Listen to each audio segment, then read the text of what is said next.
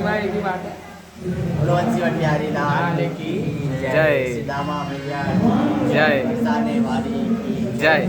जय जय श्री राधे श्याम। देखिए ठाकुर जी पूरे दिन भर का समय वंशीवट में व्यतीत करते थे। अक्सर गोपियाँ जो है शिकायतें करती थी मैया यशोदा के पास कि आपका कान्हा जो है माखन मिश्री चोरी करते हैं। ठाकुर जी कहते हैं मैया ये कैसे संभव हो सकता है कि हम किसी के यहाँ जाके माखन मिश्री चोरी करें? क्यों? क्योंकि हम दिन भर का समय तो वंशीवट में व्यतीत करते हैं, है ना? क्योंकि दिन भर में 4 बार का टाइम होता है। आज भी ऐसे होता है, अगर किसी का शिकायत हो तो बात अदालत तक पहुँच जाता है और अपना पक्ष रखने के लिए वकील लगाना पड़ता है। तो ठाकुर जी के अष्ट शाखाओं में से एक शाखा थे सूरदास जी। ठाकुर जी अपना पक्ष मैया यशोदा के पास सूरदास जी के पद के हिसाब से रखते हैं, है ना? क्योंकि गोपियाँ शिकायतें जब करती है तो मैया यशोदा एक दिन लल्ला का हाथ पकड़ के पूछ लेते हैं कि लल्ला तो सच्चे सच्चे बताइए, तो सच में किसी के यहाँ जाके चोरी करते हो, वो भी माखन मिश्री का? जबकि यहाँ हमारे यहाँ भंडार भरा पड़ा है, तुम्हें जरूरत क्या है दूसरे के यहाँ जाके चोरी करनी? आए दिन गोपियों का शिकायतें आते रहते हैं। तो मैया ठाकुर जी बोलते हैं मैया और भयो गैयन के पीछे मधुबन मोहे पठायो, 4 पहर वंशीवट भटकियो, सांझ परे घर आयो, मैया मोरी मैं नहीं माखन का है। भैया दिन भर में 4 बार का टाइम होता है। सुबह 6 बजे से लेकर हम शाम 6 बजे तक वंशीवट में रहते हैं, गाय ग्वाल बालों के साथ, गाय बछड़ों के साथ। आदमी शाम को थके हारे आएगा मैया, कहीं ना कहीं भोजन प्रसादी पाके आराम करेगा, रात को किसी के यहाँ जाके चोरी करेगा नहीं भैया, वो भी माखन मिश्री का। जबकि हमारे यहाँ 9 लाख गायें हैं, तो हमें जरूरत क्या है माखन मिश्री चोरी करने का? हमारे यहाँ खुद भंडार भरा पड़ा है। तो सबरे गोपियाँ झूठ बोलती है, नंबर 1 की झूठी सारे गोपियाँ। मैया हंस के बोलती है सही बात है बेटा, हरिश्चंद्र का जन्म तो मेरे घर में ही हुआ, तो ही एक सच्चा, बाकी सबके सब झूठे हैं, सारे ब्रजवासी झूठे हैं। ठाकुर जी को चिढ़ा जाता है। ठाकुर जी बोलते हैं मैया आप कितनी भोली भाली हो, आपको सबके ऊपर भरोसा है सिवाय अपने कान्हा को छोड़ के। आप अपने कान्हा के ऊपर आपको भरोसा नहीं है? जब आपको मेरे ऊपर भरोसा ही नहीं है तो मैं आपके घर में रहूंगा भी नहीं। ये रहा आपका बासुर, ये आपका छड़ी, पकड़ो आप। 9 लाख गाय जिनको संभालने के लिए बोलो वो संभालता रहे, मैं जा रहा आपका घर छोड़ के। ठाकुर जी के नखरे भी बढ़े।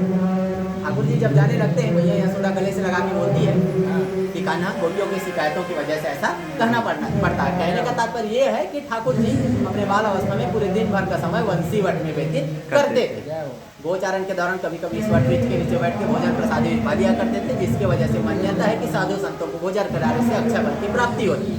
गाय जब दूर चली जाती थी, ठाकुर जी उनको बुलाने के लिए, गोपियों को रिझाने के लिए इस वट वृक्ष के ऊपर बैठ के बांसुरी बजाया करते थे, जिसके वजह से ही इस क्षेत्र का नाम पड़ा वंशीवट।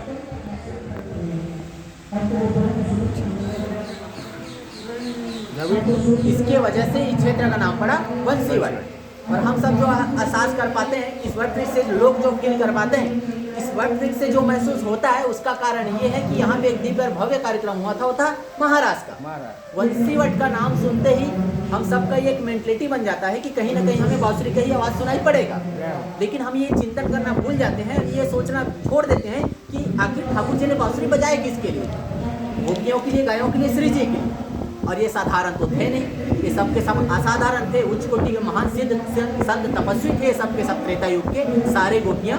जब प्रभु श्री रामचंद्र जी के सौंदर्य मुख को देख के मंत्रमुग्ध हुए थे, संग प्राप्ति की इच्छाएं लिए हुए थे। लेकिन मर्यादा पुरुषोत्तम श्री रामचंद्र जी का जो अवतरण है वो मर्यादा स्थापित के लिए हुआ था, जिसके वजह से उस समय उनके इच्छाओं को पूर्ति करना संभव था नहीं। तो उन्हीं की इच्छाओं को पूर्ति करने के लिए ठाकुर जी ने द्वापर में दिव्य और भव्य कार्यक्रम रखा महाराष्ट्र में। तो ये महाराष्ट्र स्थल है। महाराष्ट्र में यूज किए गए इंस्ट्रूमेंट, महाराष्ट्र में जो वाद्य यंत्र उपयोग किए गए थे, ढोलक, नगाड़े, मृदंग, डमरू, करताल, झांझ, मंजीरा, घुंघरू, यही लोगों के भावनाओं के हिसाब से, चाहे आपको वॉइस के रूप में आभास हो सकता है, कुछ लोगों को वाइब्रेशन जैसा फील भी हो सकता है, हार्ट बीट जैसा भी कुछ लोगों को महसूस होता है। कहने का मतलब यह है कि एक पॉजिटिव ऊर्जा, एक एनर्जी यहाँ पे है जो लोगों को महसूस होता है।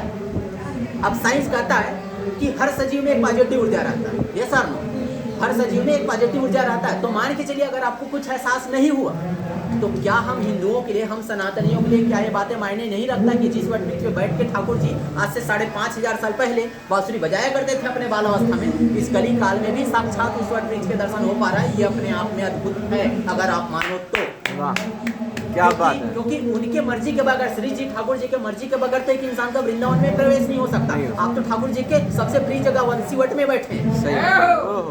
ठाकुर जी ने पहली बार वंशीवट में ही वंशी धारण किया था। कहते हैं ना, वंशीवट तट निकट यमुना श्यामने मुरलीधरी, वंशी की धुन सुन लोक मोहि श्री कृष्ण राजत मधुपुरी। इसका मतलब क्या हुआ? माता सरस्वती का आवाहन करके ठाकुर जी ने जब पहली बार बांसुरी का तान छेड़ा था वंशीवट से, वो तीनों लोगों को मोहित कर देने वाली। तो अगासुरवत, प्लम्बासुरवत, दवा, नलपान, मनभोज, महाराज, बहुत सारे लीलाएं ठाकुर जी के यहाँ से जुड़े हुए हैं। ठाकुर जी का सबसे प्रिय जगह वंशीवट है। और वंशीवट और वृंदावन की तो बात ही अलग है ना। वृंदावन के वृक्षों की बात अलग है। कहते हैं ना, वृंदावन के वृक्ष को मर्म न जाने कोई डार डार, और बात बात में श्री राधे राधे। बोलो वंशीवट बिहारी लाल की।